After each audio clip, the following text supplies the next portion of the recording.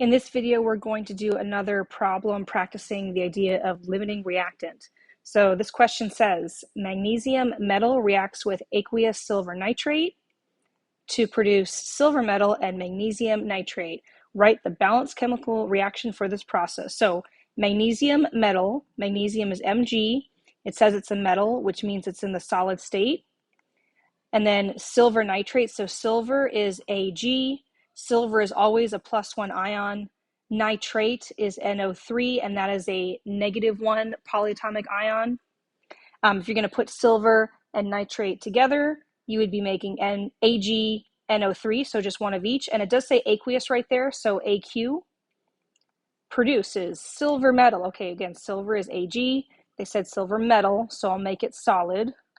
And then magnesium nitrate, so Mg, and then Mg is always 2+, and then nitrate was the NO3 minus. So we're going to need 2 nitrates to balance with 1 magnesium, because remember, we're always trying to make a neutral compound. So MgNO3. Now, solubility rules. So one of the solubility rules says that compounds with nitrate is always soluble. So we're going to label it AQ, aqueous. Okay, now balancing. I see we've got 2 nitrates on the right side, but only 1 on the left. So I think I'll put a 2 right here. Now I've got 2 silvers on the left, but only 1 on the right. So I'll put a 2 right there. And now it's balanced. So next it says, if 2 grams of magnesium metal react with 0.0300 moles of silver nitrate solution, how many grams of silver metal will be produced? So we're given an amount of both of the reactants, so we have to consider which one is the limiting reactant in order to answer the question, how many grams of silver metal will be produced? So we've got 2 grams of magnesium, and then we also have 0.0300 moles of silver nitrate. Now, since it's asking about the silver metal, it makes sense to convert both of these into moles of silver metal, and then whichever one is smaller, we will then convert that into grams of silver metal.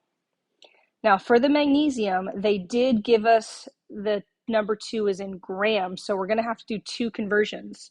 First, we're going to need to convert from grams of magnesium to moles of magnesium, and we'll do that using the molar mass of magnesium, which, looking over at our periodic table, let's see, where is it? There it is, 24.31.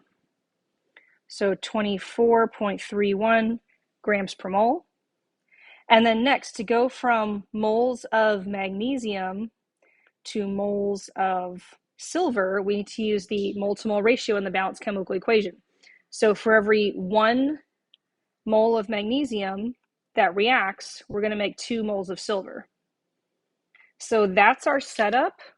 And let's see, when I do that math, we'll do 2 divided by 24.31 and then times 2.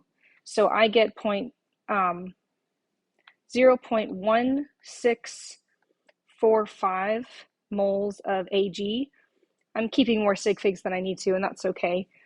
Just trying to figure out which one is the limiting so we can move forward. Okay, so then for the silver nitrate, they gave us that number in moles of silver nitrate, so we only need 1 conversion for this one.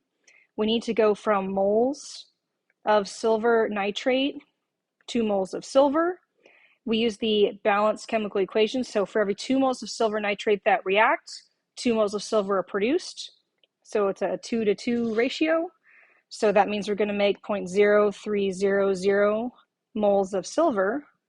So then you ask yourself, okay, which one's smaller? So we got 0.0300 and 0.1645. Clearly this one is smaller.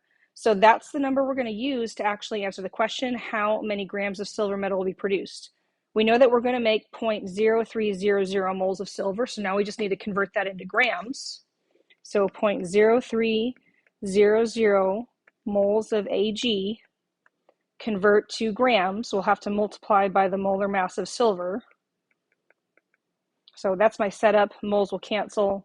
So looking over at the periodic table, where is silver? There it is, 107.87. 107.87. grams per mole, so 0.03 times 107.87. My calculator tells me 3.2361 grams of Ag, and it would be good to round it down to 2 sig figs, so 3.2 grams of silver will be produced. Silver nitrate was our limiting reactant, and the Mg was in excess.